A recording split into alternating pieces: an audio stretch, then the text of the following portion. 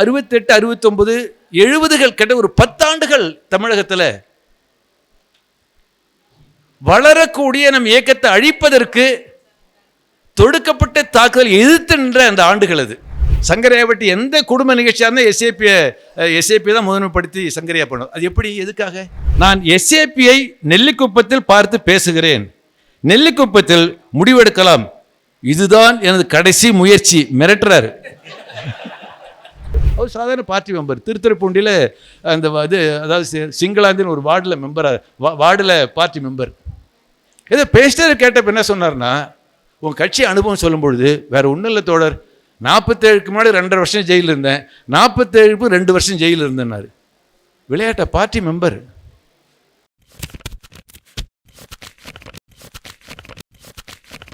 விருதுநகர் மாவட்டம் தோழர் எஸ்ஏபியினுடைய நூலை 200 பிரதிகள் வாங்குவதாக ஏற்பாடு செய்திருக்கிறார்கள். இன்று 50 பிரதிக்கு பணம் கொடுத்து விட்டார்கள். அதுபோல் ராமநாதபுரம் மாவட்டத்தைச் சேர்ந்த சித்த மருத்துவர் வான் தமிழ் 50 பிரதிகள் வாங்குவதற்காக ஏற்பாடு செய்திருக்கிறார். நாளை பணம் அனுப்புவதாக சொல்லியிருக்கிறார், அவருக்கும் அனுப்பப்படும். தோழர்கள், நிறைய தோழர்கள் வாங்கியிருக்கிறீங்க, வாங்காத தோழர்கள் வாங்கிக்கொள்ள அன்போடு கேட்டுக்கொள்கிறேன். அடுத்து தோழர் ஜி ராமகிருஷ்ணன் அவர்கள் நம்மிடையே உரையாற்றுவார்கள். விழாவினுடைய நாயகர் அருமை தோழர் எஸ்ஏபி அவர்களே, உரையாற்றி அமர்ந்திருக்கக்கூடிய கட்சியினுடைய தலைவர்களே, நிகழ்ச்சியில் கலந்து கொண்டிருக்கக்கூடிய அருமை தோழர்களே, நண்பர்களே, இந்த கல்யாணத்தில் தாலி கட்டி முடித்த உடனே மேடைக்கு வந்து மணமக்கள் வாழ்த்த வரும், அப்படி ஆகிப்போச்சு. தோழர்களே, இந்த நிகழ்ச்சி என்பது ஒரு முக்கியமான ஒரு புதிய வடிவத்திலான நிகழ்ச்சி. ஒருவரை அவர் வாழ்கின்ற போதே கொண்டாட வேண்டும். வாழ்கின்ற போதே கொண்டாடத்துடைய நோக்கம் என்பது ஒரு 65 ஆண்டுகால அவருடைய கட்சி பணி, அவருடைய அனுபவம் எல்லாம் அடுத்த தலைமுறைக்கு வழிகாட்டியாக அமைய வேண்டும் என்ற நோக்கத்தோடு தான் இந்த விழா என்பது ஏற்பாடு செய்யப்பட்டது. இந்த நூலினுடைய ஒரு சிறப்பு அம்சம், எஸ்ஏபி அவர்கள் அவர் எழுதிய நூல் அல்ல. நான் பிரபாகரனை கேட்டேன், ஏம்பா எஸ்ஏபி அவரே எழுதிட்டுமே, கோர்வையாக 65 ஆண்டுகால கட்சி பணியை என்னால் இப்போ எழுதுவதே சாத்தியமில்லை என்ற அடிப்படையில் தான் எஸ்ஏபியோடு பணியாற்றிய, போராட்டத்தில் கலந்து கொண்ட, இணைந்து பணியாற்றிய பல தலைவர்களுடைய கட்டுரை என்பது நூலில் இருக்கு. அநேகமாக பெரும்பான்மையான தலைவர்கள், அந்த தலைவர்களுடைய கட்டுரைகள் அல்லாமல் குடும்பத்தை சார்ந்தவருடைய கட்டுரையும் அதில் இருக்கிறது. எஸ்ஏபியுடைய இணையர் வசந்த் அவர்கள் கட்டுரை எழுதியிருக்காரு. அது எல்லாத்தையும் படிக்கிறதுக்கு முன்னாடி படிக்கிறதுக்கு பிரபாகரன் கொடுக்கல. வசந்தா அவர்கள் எழுதிய கட்டுரை படித்து விட்டு எஸ்ஏபி வசந்தா எழுதியிருக்காங்களா, இப்படி எழுதியிருக்காங்களா? வசந்தாவுடைய தங்கை என்னுடைய இணையர் ரீடா அவருடைய கட்டுரை இருக்கிறது, சுகாசினி கட்டுரை இருக்கிறது. குழந்தைகள் கட்டுரை தான் இல்லை. அதில் துவக்கத்தில் சுருக்கமாக எஸ்ஏபி வாழ்க்கை வரலாறை பிரபாகரன் தொகுத்து எழுதியிருக்கிறார். ஒரு 65 ஆண்டுகால வாழ்க்கை, அவருடைய பங்களிப்பு, அவருடைய அனுபவம், படிப்பனை என்பது கட்சி அணிகளுக்கு நாம் கடத்த வேண்டிய, சென்று சேர்க்க வேண்டிய முக்கியமான பணி. ஒரு பரபரப்பான அரசியல் சூழலில் இந்த நிகழ்ச்சி நடந்துகிட்டு இருக்கு. அடுத்தடுத்து பல தொலைபேசி தகவல் வருகிற போது அது இன்னும் முடிவுக்கு வரல. இந்த பரபரப்பா அரசியல் சூழல்ல எஸ்ஏபி நம்ம கொண்டாடுகிற போது, அவருடைய அனுபவத்தை பகிர்ந்து கொள்கிற போது நான் ஓரிரு கருத்துக்களை மட்டும் தோழர்களுக்கு சொல்ல விரும்புகிறேன். எஸ்ஏபி அவர்கள் ஒரு பன்முக பணியை ஆற்றியவர். எழுத்தாளராக, போராளியாக, தொழிற்சங்க தலைவராக, இப்படி பல்வேறு, அவர் அநேகமாக அவர் தொடாத துறையில் எழுதாத விஷயங்கள் இல்லை. தமிழ்ச்செல்வர்கள் எஸ்ஏபி அவர்களுடைய படைப்புகளை ஆய்வு செய்து செம்மலரில் கட்டுரை எழுதியிருக்காரு. 32 நூல்கள் எஸ்ஏபியுடைய நூல்கள், 34 நூல்கள். அந்த நூல்கள் அல்லாமல் அவர் ஆற்றிய ஒரு வகுப்பு பல இது உங்களுக்கு கேசட்டா டிவிடியா உங்களுக்கு சுற்றுக்கு இருக்கு. அவருடைய பங்களிப்பிலே முக்கியமானதாக நான் சொல்ல விரும்புவது, இன்றைக்கு அகில இந்திய அளவில் மாநில கட்சி மிகப்பெரிய சவால்களை சந்திச்சுக்கிட்டு இருக்கிறோம். அந்த சவால்களை எதிர்கொள்வதற்கு, சந்திப்பதற்கு அவருடைய அனுபவம் பயன்படும். கண்ணன், இன்றைய சவால்கள் என்ன, அது எப்படி சந்திப்பது, கட்சி எதிர்கொள்ளக்கூடிய, ஜனநாயக இயக்கம் எதிர்கொள்ளக்கூடிய சவால்களை சந்திப்பதற்கு ஒரு தேவையானது, முக்கியமானது, நம்ம கட்சிக்கு சொத்தாக விளங்கக்கூடிய கட்சி அணிகள் தான், கட்சி உறுப்பினர்கள் தான், கட்சி கிளை செயலாளர்கள் தான்.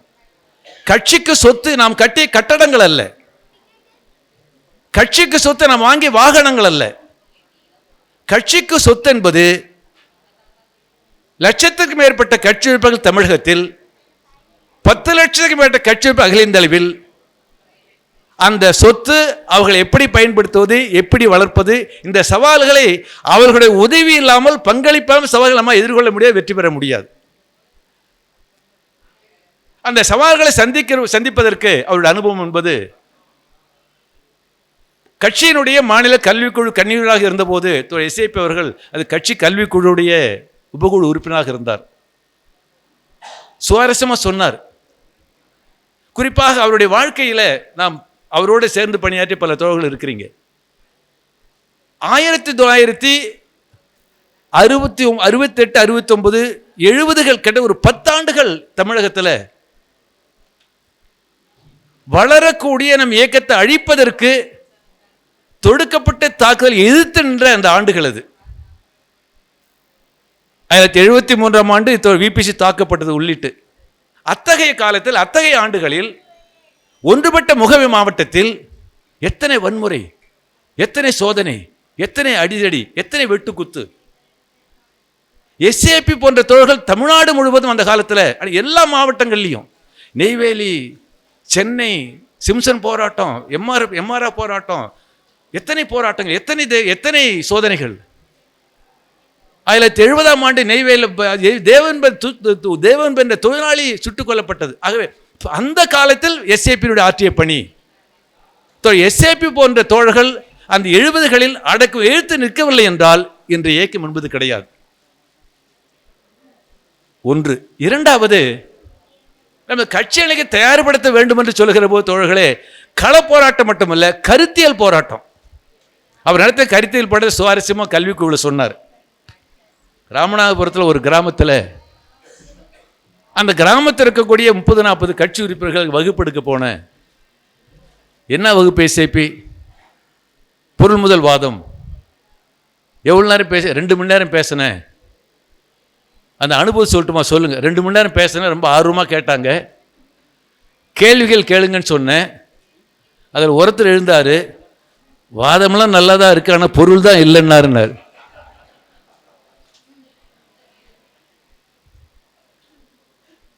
அவர் சொல்ல தோழர்களை குறை கூறுவதற்காக அல்ல, கிராமங்களுக்கு, விவசாயிகளுக்கு, விவசாய தொழிலாளர்களுக்கு, பாமர மக்களுக்கு வகுப்பெடுக்கிற போது 2 மணி நேரம் கேட்டு உங்களுக்கு பொருள் முதல் வகுப்படுத்த பிற்பாடு வாதங்களாக பொருள் இல்லைன்னு சொல்றாங்கன்னா அவர்களுக்கு புரியும்படி எப்படி கொண்டு செல்வது? அவர்களை கருத்தியல் ரீதியாக லட்சத்துக்கு மேல் கட்சி தயார் செய்யவில்லை என்றால் நாம் எதிர்கொள்ளக்கூடிய சவாலை எதிர்த்து வெற்றி பெற முடியாது. கள போராட்டம், கருத்தியல் போராட்டம். அத்தகைய கருத்தியல் போராட்டத்தை கொண்டு செல்வதற்கு ஏராளமான நூல்கள், புத்தகங்கள், தத்துவங்கள், அவர்கள் மக்கள் மத்தியில் கொண்டு செல்லக்கூடிய, கட்சியில் கொண்டு செல்லக்கூடிய மகத்தான பணியாற்றிய தலைவர் ஒருவர் தொடர் எஸ்ஏபி அவர்கள். அவர் ஆற்றிய பணி என்பது, அவர் எழுதிய நூல்கள், கருத்தியல் நடத்திய போராட்டம், கள போராட்டம், நமக்கு உண்மையிலே வழிகாட்டியாக அமையும் என்பதை நாங்கள் சொல்ல விரும்புகிறேன். அடுத்ததாக, இந்த கட்சிக்கு சொத்தாக இருக்கக்கூடிய லட்சத்துக்கு மேற்பட்ட கட்சி குடும்பங்கள் எதுக்காக கட்சி சொத்துன்னு சொல்றாங்க? லெனினோடு 1917 புரட்சிக்கு முன்னதாக தலைமறைவாக செயல்பட்ட ஒரு பெண்மணி, அவங்க அந்த ரஷ்ய பேர் வாயிலுடைய சிசிலியோ பாபரோவ்ஸ்கின் பேர், தலைமறைவாக செயல்பட்டு புரட்சியில் கலந்து கொண்டு புரட்சி வெற்றி பெற்று அதிகாரத்துக்கு வந்த பிறகு லெனின் அவர்கள் அந்த பெண்மணி பெயரை எங்க இருக்காங்கன்னு எனக்கு தெரியாது, குறிப்பாக அந்த சமூக நலத்துறை அமைச்சருக்கு லெனின் கடிதம் எழுதி, இந்த பெண்மணி என்னோடு 10 ஆண்டுகள் தலைமறைவாக இருந்தவர், அடக்கமாக ஏற்று நின்றவர், அவர் எங்க இருக்கான்னு தெரியாது, அவருக்கு உடனடியாக கண்டறிந்து அவருக்கு ஒரு வீடு ஒன்று ஒதுக்கீடு செய்யணும்னு லெனின் அமைச்சருக்கு கடிதம் எழுதுறாரு. அப்ப கட்சி உறுப்பினர்கள் கட்சியை எப்படி பாதுகாப்பது? எல்லா வகையிலையும். ஆர்ப்பாட்டத்துக்கு வாங்க, ஊர்வலத்துக்கு வாங்க, நிதி வசூலுக்கு வாங்க, தேர்தல் வேலை செய்யுங்க, அப்படி கட்சி அணிகளை அழைக்கிறோம், பங்கேற்கிறாங்க.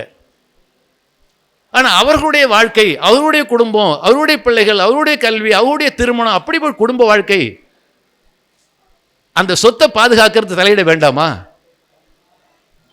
அதில் ஒரு மகத்தான பணியாற்றியவர் தோழர் எஸ்ஏபி. நான் கூட்டத்துக்கு வர்றதுக்கு முன்னாடி தோழர் சங்கரையாவுடைய மகன் நரசிம்மனை ஃபோன் பண்ணி கேட்டேன், என்ன நரசிம்மன், எஸ்ஐபி உங்கள் குடும்பத்தில், என்எஸ் குடும்பத்தில் பல அவங்களுடைய சகோதரிகள் பிள்ளைகள் திருமணம் சொல்லி பேர் சொல்லி ராஜபாளையத்தில் 2 எஸ்ஐபி சங்கரையாவோடு பிறந்த சகோதரிகள் 2 சகோதரர்களுடைய அந்த பெண்களுக்கு திருமணம் செய்து வைப்பதில் எஸ்ஐபி முன்முயற்சியை தான் செஞ்சு வச்சாருன்னு சொல்லி பேரெல்லாம் சொன்னார். சங்கரையாவட்டி எந்த குடும்ப நிகழ்ச்சியாக இருந்தால் எஸ்ஐபி தான் முதன்மைப்படுத்தி சங்கரையா பண்ணும். அது எப்படி, எதுக்காக? அத்தகைய பணி என்பது நான் கருதுகிறேன் விபிசி கிட்ட இருந்து எஸ்ஐபி கற்றுக்கிட்டு இருக்கணும். விபிசி ஒரு மகத்தான தலைவர், ரொம்ப பிஸியாக இருப்பார். 60களில் அவர் மதிய உணவுக்காக மதியம் வீட்டுக்கு போனார்னா, அந்த காலத்தில் மொபைல் கிடையாது, லேண்ட்லைன் இருக்கு பாருங்க, எடுத்து வச்சுட்டு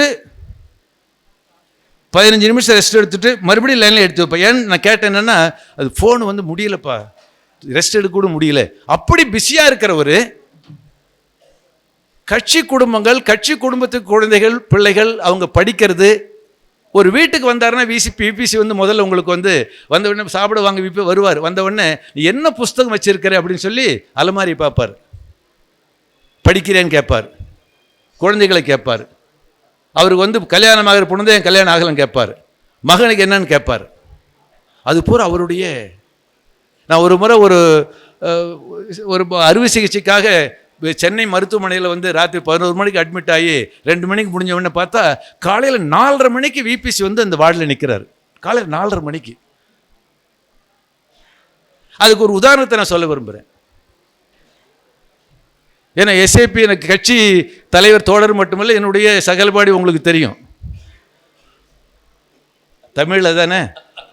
ஆமாம், சகலன்னு சொல். சரி, உங்களுக்கு தென் மாவட்டங்களில் நான் படித்து முடித்த உடனே இது எஸ்ஏபி விபிசியோடு சம்மந்தப்பட்டதுன்றதால அவர் எப்படி குடும்பத்தை கவனிக்கிறாரு. விபிசி கேட்டார், இப்போ நீ இங்கே கடலூர் போய் நான் உடனே முழு நேரம் ஓடிடா போகிறேன்னா, இல்லை ஒரு நாள் ப்ராக்டிஸ் பண்ண அப்புறம் போ அப்படின்னாரு. நான் கடலூர் போன ஒரு நாள் கூப்பிட்டு என்ன கல்யாணம் பண்ணிக்கலன்னு கேட்டார். அவன் அவர்கிட்ட சொன்னேன், விபிசி நான் பிறந்த சாதியில் பெண் எடுக்க விரும்பலை, அடுத்தது கட்சி குடும்பத்தில் இருக்கிற பெண்ணாக இருக்கணும் அப்படின்னு சொன்ன உடனே, என்ன பண்ண 2-3 கண்டிஷன் ரொம்ப சிக்கலான கண்டிஷன்லாம் போடுறேன்னாரு. அப்புறம் ஒரு நாள் விபிசி எழுதின 2 கடிதம் நான் வச்சிருக்கிறேன், அதை ஜெராக்ஸும் எடுத்துகிட்டு வந்தேன். ஒரு கடிதம் 1981ஆம் ஆண்டு பிப்ரவரி மாதம் 4ஆம் தேதி. அதில் எழுதுகிறார் விபிசி, எல்லாத்தையும் நான் வீட்டை படிக்கலை.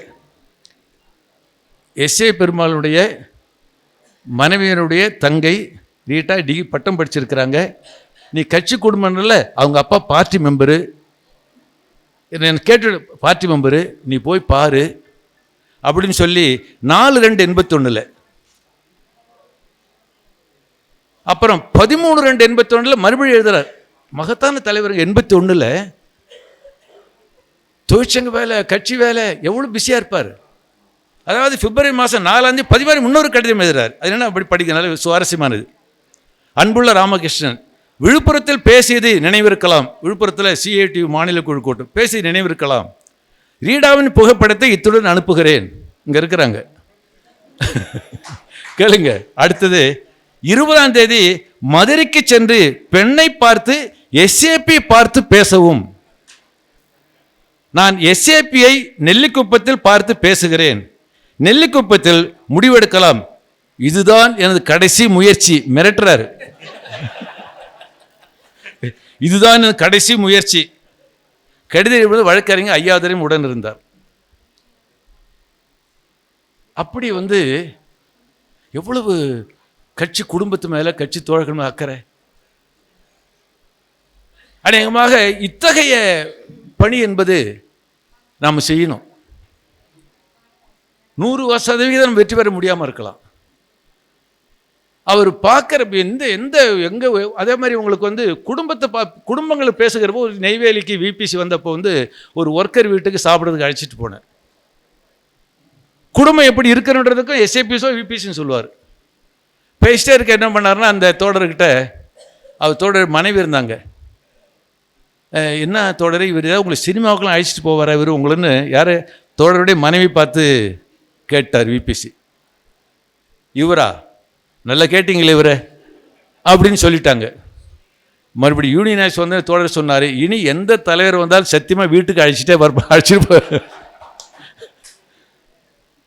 குடும்பத்தை எப்படி நடத்துவது, குழந்தைகளோட கல்வி, திருமணம். நம்ம கட்சி வாழ்க்கை என்பது இயந்திரகதியான வாழ்க்கை இல்லை, மெக்கானிக்கல் அல்ல. அப்ப அப்படிப்பட்ட பணி என்பது எஸ்ஏபியுடைய வாழ்க்கையிலிருந்து பங்கெடுப்பதை நம்ம கற்றுக்கொள்ள வேண்டிய மகத்தான பணி. அப்படி வருகிற போது இன்னைக்கு இருக்கிற நிலைமையில் நாம் அப்படி இருப்பது மட்டுமல்லாமல், நம்முடைய குழந்தைகளுக்கு, உறவினர்களுக்கு, மற்றவர்களுக்கு நம்ம ஒரு ரோல் மாடலாகவும் இருக்க வேண்டியது இருக்கு. அது எப்படி எஸ்ஐபி ரோல்? இப்போ நீங்கள் கட்சியில் பல தலைவர்கள் இருந்தாங்க, விபிசி, சங்கரையா, ஏபி, ஏன்னு உங்களுக்கு தெரியும். அந்த முதல் தலைமுறை தலைவர்களோடு இணைந்து பணியாற்றிய ஒரு தோழர். இன்னைக்கு நம்ம கட்சியில் இருக்கக்கூடிய ஒன்றுபட்ட கம்யூனிஸ்ட் கட்சியில் இணைந்து சிபிஐயில் நீங்கள் அந்த பிரபாகரனுடைய சுருக்கருக்கு ஒன்றுபட்ட கம்யூனிஸ்ட் கட்சி தலைமையிலான அந்த மாணவர் மன்றத்தில் அவர் சேர்ந்தவர். எஸ்ஏபி சிபிஐயில் சேர்ந்து, பிறகு சிபிஎம்மில் நம்முடைய கட்சி மார்க்சிஸ்ட் கம்யூனிஸ்ட் கட்சியில் சேர்ந்து இன்றும் வாழ்ந்து கொண்டிருக்கக்கூடிய 2 தலைவர்கள் முக்கியமாக. ஒன்று தோழர் எஸ்ஏபி, இன்னொன்று டி.கே. ரங்கராஜன். சில கட்சி உறுப்பினர்கள் இருக்கிறாங்க. கலப்பரன்னு சொன்ன இந்த களப்பலில் கம்யூனிஸ்ட் நூலை அவங்க பேசுகிறப்ப சில பேர் நான் சிபிஐயில் சேர்ந்ததெல்லாம் சொல்லுவாங்க. தோழர்களே, எஸ்ஏபி போன்ற தலைவர்கள் மட்டும் இல்லாமல் மூத்த தோழர்கள் மதுரை மாவட்டத்தில் பல தோழர்களை பற்றி களப்பலில் கம்யூனிஸ்ட் நிறைய நம்ம எழுதியிருக்கிறோம், பல மாவட்டங்கள். ஆகவே அந்த தோழர்களுடைய வாழ்க்கை 50 வருஷம் 60 வருஷம் இருந்தாங்க. அன்னோன், அதாவது அன்சங் ஹீரோஸ், கொண்டாடப்படாத தோழர்கள். பல தோழர்களை பற்றி எழுதி முடித்த உடனே பல தோழர்கள் நம்ம இப்படி எழுதுறது கட்டுரை படிக்கிறாங்கல்ல, அவங்க கிராமத்தில், அவங்க ஊரில் 85 வயசில் 60-70 வருஷம் கட்சி தோழர்கள் போய் ஜெயிலுக்கு போயிருப்பாங்க. அவங்க தோழர் எழுதுன்னு சொல்ல மாட்டாங்க. அதில் முக்கியமான விஷயம் சொல்கிறேன், பல தோழர்கள் அவங்களோட பேசி, நேராக சந்தித்து, தொலைபேசியில் பேசி, ஃபேக்ட்ஸ்லாம் கரெக்டாக செக்அப் பண்ணி எழுதி முடித்து தீக்கதிரில் கட்டுரை வருகிற போது அவங்க ஃபோன் பண்ணி பல தோழர்கள் அழுதாங்க. எனக்கு இது ஒன்று போதுங்க. திருத்துறைப்பூண்டியில் அங்கெல்லாம் பேர் முசா வேதையன்னு வேயன்னான்னுவாங்க, கோவிந்தராஜா கோவண்ணான்னுவாங்க. அப்படி தான் அவங்க பழக்கம். வேதையன்னு வேயன்னான்னு உங்களுக்கு ஒரு நாள் பேசிகிட்டே இருக்கிறப்ப சொன்னார். அவர் சாதாரண பார்ட்டி மெம்பர். திருத்துறைப்பூண்டியில் அந்த அதாவது சிங்களாந்தின் ஒரு வார்டில் பார்ட்டி மெம்பர். ஏதோ பேசிட்டே கேட்டப்ப என்ன சொன்னார்னா, உங்கள் கட்சி அனுபவம் சொல்லும் பொழுது வேறு ஒன்றும் இல்லை தோழர், 47க்கு முன்னாடி 2.5 வருஷம் ஜெயிலில் இருந்தேன், 47க்கு 2 வருஷம் ஜெயிலில் இருந்தேன்னாரு. விளையாட்ட பார்ட்டி மெம்பர். அப்படிப்பட்ட தோழர்கள்லாம் அப்படிப்பட்ட தோழர்கள் இருக்கக்கூடிய அமைப்பின் வருகிற போது தோழர்களே, எஸ்ஏபியினுடைய அத்தகைய அந்த பணி தோழர்களே, நான் சொல்லக்கூடிய இன்றைய ஒரு மகத்தான சவால்களை சந்திக்கக்கூடிய இந்த நேரத்தில் அவருடைய ஒரு போர்க்குணமிக்க போராட்டமும் என்ன. உங்களுக்கு இதில் மதுரை மாநகரில் திடீர் நகர் தானே சிஐடி ஆஃபீஸ், ஆமாம், அங்கே போக்குவரத்து சமயத்தினுடைய நிர்வாகியாக, அப்புறம் சுமைப்பணி, சிஐடியு, கட்சி மாவட்ட செயலாளர், பல்வேறு பணி. அத்தகைய பணி என்பது அநேகமாக இந்த ஒன்றுபட்ட முகை மாவட்டம் மற்றும் தமிழ்நாடு முழுவதும் தோழர்களே, எஸ்ஏபி போன்ற தோழர்களுடைய அந்த களப்பணி, கருத்தியல் பணி, கட்சி அணிகளை கட்சி குடிமையை பாதுகாப்பதற்காக அவர் எடுத்துக்கொண்ட முயற்சி அனைத்தும் இன்றைக்கு நம்முடைய அன்றாட கட்சி பணியில் நமக்கு மிகப்பெரிய வழிகாட்டியாக அமையும். எல்லாவற்றுக்கு மேலாக நீங்கள் அந்த புத்தகத்தை வாங்கி அவங்க வசந்தா எழுதினதை படிங்க. அவங்க என்னென்னா, திருமணத்துக்கு முன்னாடி வேலைன்னு அவர் சொல்லியிருப்பார் போல இருக்குது. ஆனால் வேலைக்கு வாங்கி கொடுக்குற பேர முழு நேர ஊழியராக பயன்படுத்த வேண்டும் என்பதை எஸ்ஏபி அதுதான் அவங்க எழுதியிருக்காங்க. அந்த அடிப்படையில் ஒட்டுமொத்தமாக எஸ்ஏபியினுடைய 65 ஆண்டுகளுக்கு மேலான அவருடைய பணி என்பது பல்வேறு வடிவங்களில் பல்வேறு வகையில் இன்றைக்கு இளைஞர் வழிகாட்டியாக அமையும் என்று சொல்லி எஸ்ஏபியோட அந்த பணி மகத்தான் வெற்றி பெறுவதற்கு அவருக்கு பின்புலமாக உறுதுணையாக இருந்த வசந்தா அவர்களை இந்த விழாவின் சார்பாக மனதார பாராட்ட வேண்டும் என்று கேட்டுக்கொள்ள கடமைப்பட்டிருக்கிறேன். எஸ்ஏபியினுடைய வாழ்க்கை பங்களிப்பு இன்றைய தலைமுறைக்கு வழிகாட்டியாக அமையும் என்று சொல்லி இவ்வுரை நிறைவு செய்கிறேன். நன்றி, வணக்கம். மிக்க நன்றி தோழர். அடுத்ததாக தோழர் எஸ்ஏபி ஏற்புரை.